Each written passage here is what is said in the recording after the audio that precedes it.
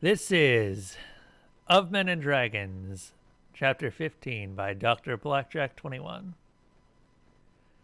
As much as Jack wanted to sit here and wait for all his problems to go away, life is rarely so kind, and this was no exception. All three of them needed medical attention, and the longer they sat in the middle of the camp, the more likely it became that some of the runners would return. Jack picked himself up and helped the girl to her feet. She was much heavier than she appeared, but Jack had been expecting that and braced himself for greater leverage. She looked Jack up and down a moment before speaking in a small yet worried voice. "You look so pale. We need to get you to a healer." Shahar barked out a laugh, followed shortly by wincing and reaching for her injured shoulder before replying, "Don't worry too much. Jack may have seen better days, but that's just the way he looks. The worst physical injury he probably sustained today was when you tackled him. Be a bit more careful in the future. He's much more fragile than us Argun." Now the girl looked at Jack with confusion and maybe a little fear. "He's not Argun? Is he some sort of demon?"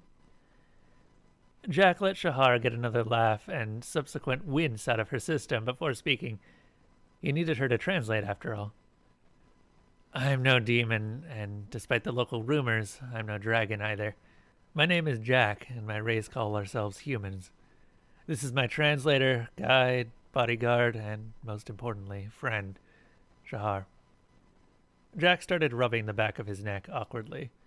What does one say to a child who's faced more horror in one day than most people will in a lifetime?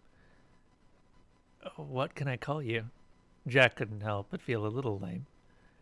The girl seemed to make up her mind about something and nodded her head before replying. Folding her arms in her lap and performing what was an obviously formal bow, "My name is Emberl. Thank you very much for saving me, Master Jack. Mr. Shahar." Shahar was amused when Jack's awkwardness jumped up a few levels at the spoken title. She couldn't help compare him to the men of her village again. Most of them would have preened under such a title. Instead, Jack just looked uncomfortable. He confirmed as much when he spoke. Jack is fine. The only thing I'm a master of is getting into trouble. Also, given everything we've all been through, let's just drop the formalities altogether for now." Jack looked around, taking stock of the situation. "Anyway, we all need medical treatment. Let's head back to the cave. After we're back on our feet, we can take you wherever you'd like." 13 ratings, still a perfect score. Nice. Embro looked off into the distance, her mask of calm slipping for a moment before she was able to get it under control. I don't have anyone else. My father was taking me to be married to some lord's son I've never met, and now he's... Jack calmed her again, stroking her hair. He was a little nonplussed by the feel of the bony hair her people had, as well as the soft clicking sound it made as he stroked it, but the girl seemed to take comfort in the action. Okay. We don't have to decide anything at the moment. For now, let's get healed up. Once we're back in shape, we can worry about whatever the future holds." After translating, Shahar turned to Jack. "What about the cart full of iron and Kovac? Also, are you sure you want to take her into your cave? That might raise complications." Jack started walking, and the other two followed as he spoke.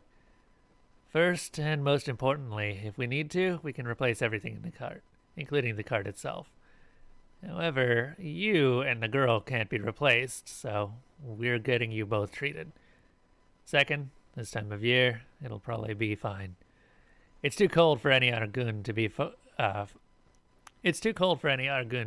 enough where they could find it. Third, how could we move it if we wanted to? Your arm needs healing, and the two of us simply aren't strong enough." Shahar couldn't fault his logic. Jack continued. "As far as taking Emberl home, I'm aware of the complications, but, again, what choice do we have?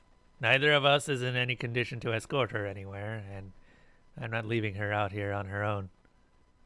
Once again, Shahar couldn't disagree with him. Emberl cleared her throat and spoke in that same small voice as if afraid of what she was... Emerald cleared her throat and spoke in that same small voice as if afraid what she was saying might get her in trouble. Shouldn't we go to a village rather than some cave? Realizing what she'd said, Emerald suddenly looked both worried and embarrassed. If it's your home, I'm sure it's a very nice cave, but you two need a healer. Jack smiled. The poor girl was in for a bit of a shock. Best to ease her into it a bit. The cave we're heading to isn't a normal cave. Among other things, it just so happens to currently house the best healer in the world, my sister.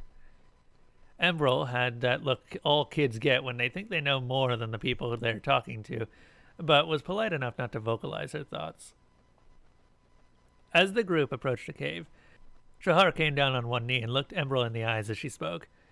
Now listen carefully. What you are about to see will be stranger than anything you've ever seen in your life. The strangest of all is Jack's sister. However, you need to understand, nothing in there will hurt you so long as you don't try to harm Jack or myself. Do you understand? Emerald was starting to look worried again as Jack merely smiled off to the side. When Emerald finally nodded, Shahar stood up and let Jack lead the way. As Jack walked into the cave, it quickly grew dark, and Emerald grabbed hold of Shahar's right hand. Despite the blackness, these two obviously knew the path they were traveling well enough, but Emerald jumped with every sound bouncing off every hidden corner. Shahar had been surprised by the contact at first, but quickly realized the girl was still dealing with everything she'd been through. Shahar gave the girl's hand a comforting squeeze, and soon Emerald had wrapped her other arm around Shahar's arm as well, walking while hugging Shahar's arm to herself. Off to either side of the cave were occasional tunnels that looked like they had been recently dug. However, neither Jack nor Shahar seemed worried about what might be inside, so Emerald kept her eyes straight and continued walking. Eventually, the cave started lightening up as they walked. It didn't flicker like firelight, it looked almost like daylight, but they hadn't gone anywhere near far enough into the mountain to be coming out the other side yet. As the light grew brighter, Jack approached what looked like a dead end. And there was just some random wall in the middle of the cave, and unless Emerald was mistaken, it was made from a fortune's worth of metal.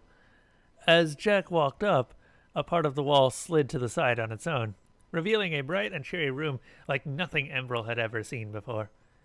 Jack walked inside, and with a squeeze of the hand, Shahar led Emerald in as well. Inside was pleasantly warm, as though a fire was being tended nearby, but Emerald couldn't smell anything burning. Anywhere she looked, there were fine metals, leathers, and several materials Emerald had no concept of. Until now, her father had been the wealthiest person she'd ever known, but even when he'd had his wealth, he wouldn't have been able to afford a fraction of what was on display in this room. True to Shahar's words, the strangest thing of all was Jack's sister. Her body was shaped more similarly to Jack's than in Argoon, but that's where all similarity ended. First of all, she was tiny. Second, she flew through the air. Third, she glowed blue. As they walked in, the blue woman darted for Jack, speaking in the same sing-song language of his, but much more rapidly. As soon as Shahar walked in, the blue woman exploded into energy, flying around them at dizzying speeds, while speaking in a continuous strain of syllables. Finally, Jack barked out a few words, and the blue woman came to a halt just in front of Emerald's face. Oh my god, you are so cute! I want to speak to you, but I need to get Shahar treated first. Emerald realized the blue woman had switched to a language she understood, but spoke so rapidly that all the words bled together until it mostly sounded like gibberish. Shahar kneeled and looked at Emerald again. You doing okay? It's a bit overwhelming at first, but Jack and Angela seem to be as decent as they come. Emerald looked at Jack, then back to Shahar. I feel like I walked into a new world. Did I die back at the camp? And this is the afterlife? Shahar cocked her head to one side. You know, I wondered the same thing the first time I woke up in here. After a while, you get used to it. Wait until they show you a movie for the first time. The last she said with a smile. Shahar looked over to Angela, then back to Emerald again. Now, we have to go let Angela give us a checkup. That part won't hurt, but the actual healing might hurt a little. However, Angela can heal in a day things that would take weeks or longer. I'll go first so you can see what it's like. The girl nodded, and Shahar stood and led the way. Embral followed her into a smaller room off to the side, where Shahar stood in the middle of a large circular device. The machine soon came to life, with parts moving and gliding with a life of their own as they passed over Shahar. Angela explained. What I'm doing right now is scanning Shahar. It's a way for me to see all the damage she suffered, on the surface and hidden under the skin. The more she can remain still, the quicker this process goes. After a few minutes, the scan ended and Shahar stepped out. Angela approached her and started creating images of enlarged sections of Shahar's many injuries out of nowhere. Most of the damage you received is minor and can heal on its own. However, if you'd been treated anywhere but here, you would have likely lost the arm. Angela brushed away all the images but the arm. She then did something to enlarge the image and make the arm see-through. The good news is I can heal it.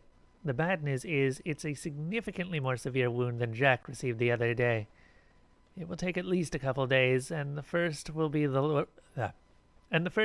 the worst. Rebuilding and reattaching a nervous system is excruciating, and you will have to be unconscious for it. The pain alone would put you in shock. Even after I'm done, the nerves will take some time to adjust, and you'll likely experience the pain for a week or more. Shahar gave a one-armed shrug. It's better than losing my arm. When can we get started? Angela looked at the other two people in the room. I'm pretty sure yours is the most demanding injury, but some injuries can be subtle until it's too late. So I'd like to at least get some scans of the other two first. Then we'll decide on a treatment plan for the three of you. Angela floated right up to Embral. Tilting her head to one side, she spoke much calmer than the first.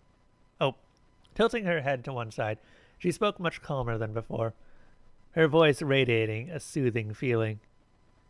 Embral, do you think you can do this next?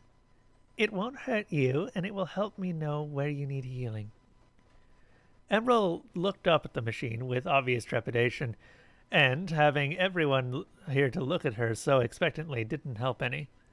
However, these were the people who had delivered her from the nightmare her life had been descending into. That thought brought unbidden memories of her father on the ground that made Embral's eyes snap shut. Her arms wrapped tightly about herself, and she started shivering uncontrollably. As she began to fall to her knees, she found herself wrapped in another hug. The shivering stopped, and she heard Jack speaking his nonsense words in her ear again. As she cracked her eyes, Angela spoke up. Jack said, you don't have to do anything you're not ready to. A little embarrassed at her reaction, Embral pushed away and hesitantly took a step towards the machine. Turning back to Jack, she spoke with an apologetic smile. No, it wasn't the machine. I just remembered something else. As Embral spoke, her eyes darted to the floor as she tried to fight back the images of her father dying before they could retake hold in her mind. Shaking her head a little violently to banish the memories, she stepped into the device as she had seen Shahar do before. I can do this. I need to do this. Angela spoke up. All right. Just let me know if you need me to stop for any reason. And the scan began. As the lights strobed around her, Embral tried to focus her attention on Jack and Shahar on the other side of the machine. Every once in a while, the light would pass in front of her eyes, temporarily blinding her. Every time it happened, a vision would come unbidden into her mind. Her muscles tightened at this, but she reminded herself that the more still she was, the quicker this would be over. Eventually, everything came to a halt, and Embral was able to exit the machine. She stood there, somewhat shaky for a moment, before looking up. Do you have some place I can go? She fumbled for the right words for a moment, not understanding why something so commonplace was hard to put into words. Angela came to her rescue. We have some excellent facilities on the ship. We call them bathrooms. Let me show you how they work. Then maybe we can get you a bite to eat. These two have to decide how to proceed with treatment. Embral was a little nervous about leaving Jack and Shahar's side, but didn't want them to be present while she used this bathroom either. So she nodded her head and followed Angela out of the room. Is everyone enjoying the very adorable cat who is very cutely sleeping? Look at this boy. He's so cute.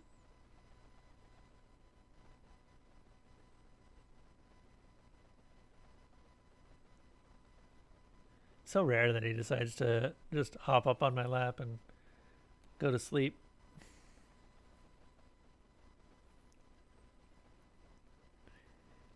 As soon as Angela and the girl left the room and the door shut, another Angela rematerialized in front of Jack and Shahar. While this slightly surprised Shahar, it was such a minor thing compared to everything else these two did, she barely reacted. Angela turned to the other two with an uncharacteristically serious look on her face. That girl is severely damaged in more ways than one. Luckily, no one physical injury is too severe. She has more abrasions and contusions than I can easily list, and she has severely she has several cracked ribs, as well as a few minor infections starting, but I can treat most of that in a day. Angela waved away the physical damage, as though it was nothing. On the other hand, I was scanning her. I saw signs of severe emotional trauma, shock, stress, exhaustion, and more. She's one small step away from the total collapse. What in the world happened to her? Jack was grimacing in a way that expressed how uncomfortable he was with the subject. As far as I can tell, her father was taking her to an arranged marriage with some guy she'd never met when they got ambushed by raiders. Now he's dead, and she has no close friends or family left. We rescued her from the raiders, which is how Shahar got injured, and we brought her back here. When we rescued her, she'd been with the raiders for over a day, give or take, and it looked like they severely abused her in that time. That's pretty much all I know. Shahar spoke up. Given the formal bow she gave us and the way she spoke, she is probably the daughter of some minor lord. If her father was the one escorting her himself, rather than hiring some guards, he was likely in financial trouble and was marrying her off to secure a deal of some kind. Jack and Angela both looked at Shahar with surprise on their faces. Shahar returned their looks and shrugged before responding. While working in the guard, I was involved in many dealings with minor lords and ladies. It comes with the job. Angela looked introspective for a moment before speaking to herself. So, she was facing an unwanted marriage, was present when her only close family was killed, and was severely abused by raiders before the two of you showed up and rescued her? We're going to speak more about that later, by the way. No wonder she's at her limit. That's enough to break anyone. She turned to Jack. So, what's your plan? Jack was quiet for a minute while he thought. I have some ideas what she's going through. It sounds disturbingly similar to my own history, but I have no idea how to help with that. I still haven't figured it out myself. Shahar looked at Jack like he was missing the obvious. Why don't you just ask her? Jack and Angela turned to her with a surprise for the second time, and Shahar continued. She was about to be married. In our people's eyes, she's an adult and able to make her own decisions. Talk with her and let her decide her own future. Jack couldn't agree with the adult part, but he understood wanting to be involved in deciding your own future. After his own trauma, everyone had been quick to tell Jack what was best for him and what he should do and where he should go. No one had bothered to listen to his thoughts and feelings on the matter. No one except Angela. Shahar reached her good hand out to rest on Jack's arm and smiled. Just show her the same respect you've shown me, and you'll do fine. Jack wasn't so sure. On the other hand, what choice did he have?